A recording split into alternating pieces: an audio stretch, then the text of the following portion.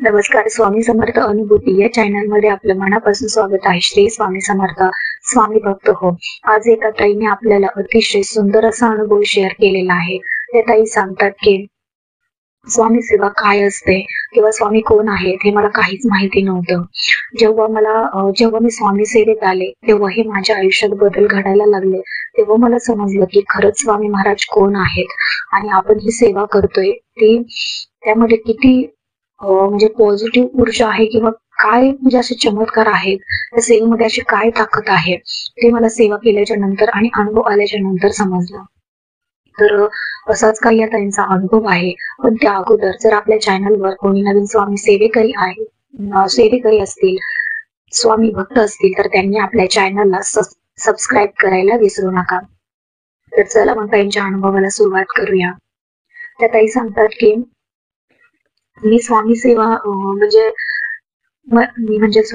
साईबाबा असतील किंवा बाकीचे देव असतील, त्या सगळ्यांना मी ओळखत होते किंवा माहिती होतं मला की बाबा हे साईबाबा आहेत, हे ज्योतिबाचं स्थान आहे, ही देवी आहे, हे कुलदैवत आहे, हे असं मानत म्हणजे माहिती होतं. पण अक्कलकोटच्या स्वामी समर्थ महाराज कोण आहेत हे मला काहीच माहिती नव्हतं आणि मी कधी केलेलंही नव्हतं. असंच माझ्या बहिणीने, मी एकदा खूप प्रॉब्लेम मध्ये होते, अडचणीत होते, तेव्हा माझ्या बहिणीने मला सांगितलं की तू एकदा स्वामी समर्थ महाराजांची सेवा करून बघ. मी म्हणलं कोण स्वामी समर्थ महाराज आहेत आणि काय सेवा करायची? ते म्हटले फक्त तू नामस्मरण कर, फक्त श्री स्वामी समर्थ, श्री स्वामी समर्थ, श्री स्वामी समर्थ या मंत्राचा अखंड जप करत जा. तर मी त्या दिवसापासून फक्त श्री स्वामी समर्थ, श्री स्वामी समर्थ, श्री स्वामी समर्थ, श्री स्वामी समर्थ असं म्हणत गेले. आणि माझ्याकडे तेव्हा मोबाईल नव्हता आणि मग मला म्हणजे माझ्याकडे मोबाईल नसल्यामुळे मला युट्यूबला किंवा काय अनुभव असतात काही माहिती नव्हतं. पण ती जेवढं सांगायची ना त्यातून असं मला एवढं उत्सुकता वाटायची की मी स्वामींचे किती अनुभव ऐकू किंवा किती सेवा ऐकून स्वामींबद्दल काय काय ऐकू याची माझी ओढ लागून गेली होती. मग मी ठरवलं की मला मोबाईल घ्यायचा म्हणून. त्या त्यांनी मोबाईल घेतला आणि त्याच्यानंतर त्यांनी युट्यूब वरती आपले स्वामी समर्थ अनुभूती चॅनलचे अनुभव ऐकायला त्यांनी सुरुवात केली. त्यांनी अनुभव ऐकले आणि सेवाही, त्या स्वामींबद्दलची माहिती ऐकायच्या, स्वामींबद्दलची सेवाही ऐकायच्या, की सेवा कशी करायची किंवा कोणती सेवा केल्याने काय अनुभव येतो, कोणत्या अडचणीला काय सेवा करायच्या, हे सगळं त्या युट्यूबवर पाहायला लागल्या. मग त्यांची उत्सुकता एवढी वाढत गेली, म्हणजे त्यांना आवड निर्माण झाली सेवा करण्याची. आणि आवड निर्माण झाल्यावर त्या जास्तीत जास्त सेवा करायला लागल्या. मग एक दिवस त्यांना असं वाटलं की म्हणजे त्यांचे मिस्टर जे होते, म्हणजे त्या ऑलरेडी तर धार्मिक झाल्याच, म्हणजे धार्मिक मध्ये त्यांना धार्मिकतेची खूप आवड होती. पण त्यांच्या मिस्टरांचं असं होतं की जास्त असे सेवा करणं किंवा देवदेव करणं किंवा असं त्या गोष्टी त्या करत नव्हते. पण त्यांना त्यांच्या म्हणजे ताईंना तर त्यांनी अडवलं नाही की तू हे करू नको ते करू नको म्हणून. तर एक दिवस ताईंचे मिस्टर पण जॉब करायचे, पण तो जॉब त्यांचा परमनंट नव्हता. त्यांना म्हणजे परमनंट नसणं म्हणजे काय, तर टेम्पररी जॉब कसं असतं, जेव्हा बॉस आपल्याला बोलतील की तू या दिवशी ब्रेक घे तर त्या दिवशी आपल्याला ब्रेक घ्यावाच लागतो म्हणून, किंवा तू येऊ नकोस त्या दिवशी आपल्याला तो जॉब सोडावा लागतो असं. पण परमनंटच्या ठिकाणी कसं असतं, एकदा का आपण जॉबला लागलो, जेव्हा आपल्याला रिटायरमेंटचे दिवस येतील तेव्हाच आपण तिथून रिटायर होतो. किंवा आपल्याला वाटलं की बाबा आता हा जॉब नाही, आपण दुसरीकडे चांगली अपॉर्च्युनिटी आलेली तर मग तिथे करू, तेव्हा आपण तो जॉब करू शकतो. पण ह्या ताईंचं असं होतं, इतकी गरीब परिस्थिती होती, खूप गरीब परिस्थिती होती. आता अक्षरशः एका टाइमचं जेवण सुद्धा त्या ताईंना मिळत नव्हतं. असा एक काळ त्या ताईंवरती आला होता. आणि अर्थातच त्यांना 2 मुलं होती, त्या 2 मुलांचा खर्च, त्यांचं शिक्षण, त्यांचं काही म्हणजे 2 मुलं म्हणजे त्यांना काय लागत नाही, सगळ्या गोष्टी लागतात, त्या सगळ्या गोष्टीसाठीचा खर्च. आणि कमवणारा घरात एकच, ते म्हणजे त्यांचे मिस्टर. आणि त्यातून पण त्यांचा जॉब असा परमनंट नव्हता. तर काय करावं, काही सुचत नव्हतं आणि कसं होईल ते पण काहीच माहिती नव्हतं. पण जेव्हा त्या ताईंनी स्वामी सेवा सुरुवात केली, म्हणजे स्वामी सेवेचं म्हणजे काय, तर त्या ताई एक स्वामी चरित्र सारामृताचे पहिले 3 अध्याय वाचायच्या. त्याच्यानंतर स्वामी चरित्र सारामृताचे 108 पारायण त्या ताईंनी सुरू केले. त्याचबरोबर 21 गुरुवार संकल्पयुक्त त्यांनी सेवा सुरू केल्या. असं करता करता असं करता करता त्या ताईंचे 108 पारायण झाले आणि 21 गुरुवार पण होत आले. त्यात सेवा पूर्ण होताच त्यांच्या मिस्टरांना असं जाणवायला लागलं की आपल्यामध्ये काहीतरी बदल होत आहेत. म्हणजे असं वाटतं ना की जेव्हा आपल्या म्हणजे आपली बायको जर म्हणजे घरामध्ये कोणीतरी जर एक धार्मिकतेचं असेल किंवा स्वामी सेवेत असेल तर त्याच्यामुळे पूर्ण घराला त्याचा फायदा होत असतो किंवा पूर्ण घरातले दोष म्हणा, नकारात्मक गोष्टी म्हणा किंवा वाईट गोष्टी म्हणा निघून जात असतात आणि आपल्या घराची भरभराट होत असते. तसंच त्यांच्या मिस्टरांना थोडं जाणवायला लागलं की माझा जो जॉब होता त्या जॉब मध्ये माझ्या अडचणी खूप कमी प्रमाणात येत आहेत. आणि एक दिवस त्या ताईंना त्यांचे मिस्टर बोलले की अगं मला असं बदल का वाटतो एवढा. तर त्या ताईंना थोडं मनातून समाधान वाटलं की खरंच हा जो बदल आहे ना तो फक्त स्वामी सेवेमुळे आहे. त्या ताईंनी त्यांच्या मिस्टरांना सांगितलं नव्हतं की मी याच्यासाठी सेवा करते, मी त्याच्यासाठी सेवा करते, त्या फक्त करायच्या. पण त्यांनी जेव्हा ती गोष्ट पूर्ण होईल किंवा त्यांची जी इच्छा होती ती पूर्ण होईल तेव्हाच त्यांचं तेव्हाच त्या मिस्टरांना सांगायचे किंवा तेव्हाच त्यांच्या मिस्टरांचाही विश्वास बसणार असं तर त्यांना वाटायचं. म्हणून काही बोलायचे की मी अगोदर सांगून काय करू किंवा अगोदर बोलून तरी काय होणार आहे असं त्या म्हणायच्या. आणि जेवढं तुम्ही स्वामी सेवेत आपलं मन रमवाल ना तेवढे आपल्या मनाला पॉझिटिव्ह वाटतं किंवा गोष्टी पॉझिटिव्ह होतात आणि अडचणी सुद्धा दूर होतात. आणि जसजसं त्यांची सेवा वाढत गेली ना तसं त्यांच्या घरातलं वातावरण पूर्णपणे बदलायला लागलं. म्हणजे जी नकारात्मकता होती ती निघून गेली किंवा त्यांच्या मिस्टरांचा जो त्यांच्या जॉब मध्ये अडथळे होते किंवा प्रॉब्लेम होते ते सुद्धा कमी व्हायला लागले.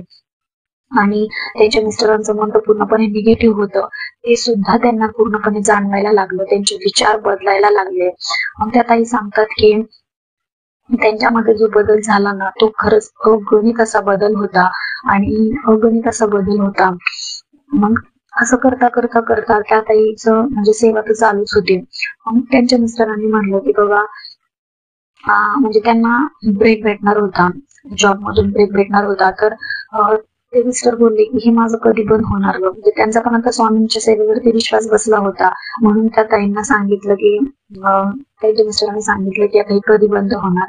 तर त्या ताईंनी स्वामींना प्रार्थना केली की स्वामी माझ्या मिस्टरांचा जॉब हा परमनंट होऊ द्या. तर मी 108 स्वामी चरित्र सारामृताचे पारायण कराल म्हणून. तर त्यांनी स्वामी चरित्र सारामृताच्या पारायणाला सुरुवात केली आणि त्यांचे पूर्ण होताच त्यांचे मिस्टर परमनंट झाले. तेव्हा त्यांच्या मिस्टरांचा पूर्ण विश्वास बसला की खरंच अध्यात्मामध्ये पण काहीतरी चमत्कारिक अनुभव येतात आणि अध्यात्म हे खरं आहे. जेव्हा तुमचं विज्ञान संपतं, जेव्हा तुमच्याकडची पूर्ण बुद्धी संपते किंवा पूर्ण प्रयत्न संपतात तेव्हा तिथूनच अध्यात्माचा खेळ सुरू होतो. आपल्या स्वामी रायाची लीला सुरू होते. तेव्हापासून त्यांचे मिस्टर पण जमून तसे स्वामींची सेवा करायला लागले. आणि असं कुठंतरी वाटायचं त्याला की आता बाबा आपलं स्वतःच छोटस का होईना पण एक घर असावं. तर ते घर ताईंना म्हणजे प्रत्येकाचं स्वप्न असतं ना आपलं स्वतःचं घर असावं, मुलाबाळांच्या भविष्याचा विचार करून ते सुखी राहतील, आपला सुखाचा संसार असावा असं त्या त्यांच्या मनात आलं. आणि काय चमत्कार व्हावा. तर तेच बघता बघता त्या त्यांचं घर सुद्धा होऊन गेलं. तुम्ही विचार करा, तुम्ही जर एका प्रश्नासाठी स्वामींची सेवा करत असाल ना तर त्या एका प्रश्नावरून तुमचे 100 प्रश्न सुटतात. स्वामी महाराज आपले 100 प्रश्न सोडवत असतात. खरंच खूप स्वामींची लीला अगाध आहे. स्वामींच्या लीलेने स्वामींची लीला त्याच माणसाला समजते ज्याला स्वामींच्या सेवेची प्रचिती येते. खरंच अध्यात्मामध्ये येणं हे तितकं सोपं नाहीये.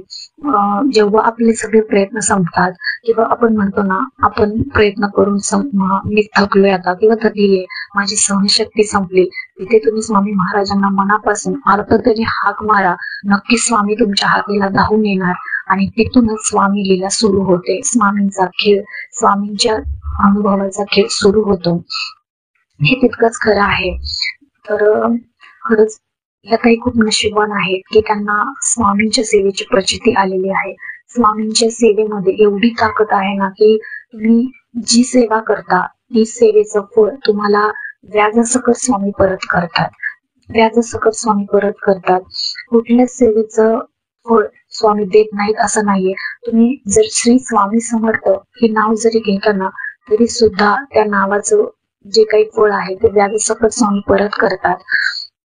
आणि तुम्हाला तुम्ही जेव्हा अध्यात्मात येता, जेव्हा तुमच्यामध्ये बदल दिसतात, ते बदल म्हणजे जर एखादा स्वामी सेवेत येण्याच्या अगोदर किंवा अध्यात्मात येण्याच्या अगोदर तो जर पूर्णपणे निगेटिव्ह झालेला असेल, पूर्णपणे त्याचे विचार निगेटिव्ह असतील, तर आणि स्वामी सेवेत आल्यावर, अध्यात्मात आल्यावर तो पूर्ण पॉझिटिव्ह झालेला आहे किंवा त्याचे पूर्ण विचार बदललेले आहेत, तर हीच तर खरी स्वामी सेवा असते आणि हीच खरी स्वामींची कृपा आहे.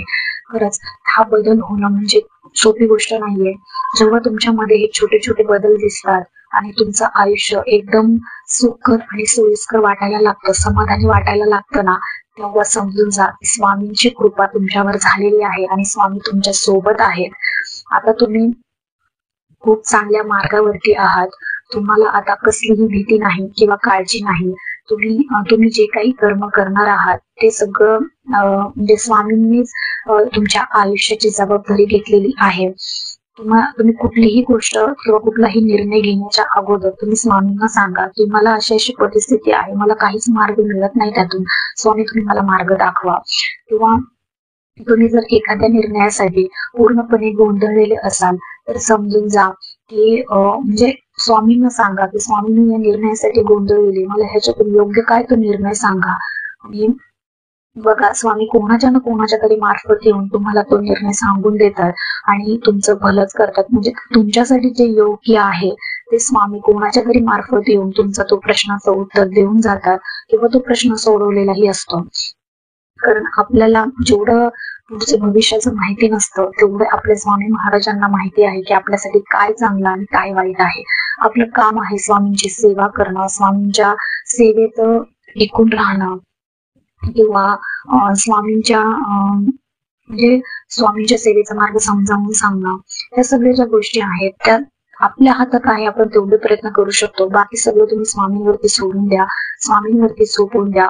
तुम्हाला त्या गोष्टीची प्रचिती आल्याशिवाय राहणार नाही. तुम्ही जेव्हा एखाद्या खूप मोठ्या संकटात अडकलेले असता आणि तुम्हाला वाटतं की नाही मला याच्यातून काहीतरी मार्ग मिळायला पाहिजे, मला याच्यातून काहीतरी चांगलं व्हायला पाहिजे, आणि तुमच्या मनामध्ये जर शंका असतील तर ती गोष्ट कधीच पूर्णत्वात जात नाही. तुमच्या मनामध्ये पहिले शंका कमी करा आणि निसंकोचपणे स्वामींवरती विश्वास ठेवा. सगळ्या गोष्टी सोपवून द्या, निशंक राहा आणि बघा तुमच्या आयुष्यात बदल झाल्याशिवाय तुम्हाला दिसतायत की नाही. तुम्हाला जर काहीच जमलं नाही तर तुम्ही स्वामींचा जेव्हा तुम्हाला असं कधी मन उदास होत असेल किंवा मनामध्ये निगेटिव्ह विचार येत असतील तर तुम्ही फक्त 2 मिनिट डोळे मिटून स्वामींचा तारक मंत्र ऐका. बघा त्या क्षणाला तुम्हाला खूप बरं वाटायला लागेल आणि मनाला जे समाधान मिळतं ना ते कधी जे कुठल्याच करोडो रुपयाच्या सुद्धा पैशाने मिळत नाही. ते फक्त आणि फक्त स्वामी सेवेमुळेच मिळतं, हे तितकंच खरं आहे. आणि याचा अनुभव सुद्धा खूप जणांना आलेला आहे आणि स्वतः मला सुद्धा आलाय की स्वामी सेवेत आल्यावरती जे समाधान असतं ना ते कुठल्याच गोष्टीमध्ये मिळत नाही. तर खरंच स्वामींची लीला खूप अगाध आहे. अशक्य ही गोष्ट शक्य करतात ते फक्त आणि फक्त आपले स्वामी समर्थ महाराजच. तर ह्या ताईंचा अनुभव तुम्हाला कसा वाटला मला कमेंट करून नक्की सांगा. आवडला असेल तर आपल्या चॅनलला लाईक, शेअर आणि सबस्क्राईब करायला विसरू नका. तर भेटूया अशाच एका नवीन अनुभवासोबत. तोपर्यंत सर्वांना श्री स्वामी समर्थ. धन्यवाद.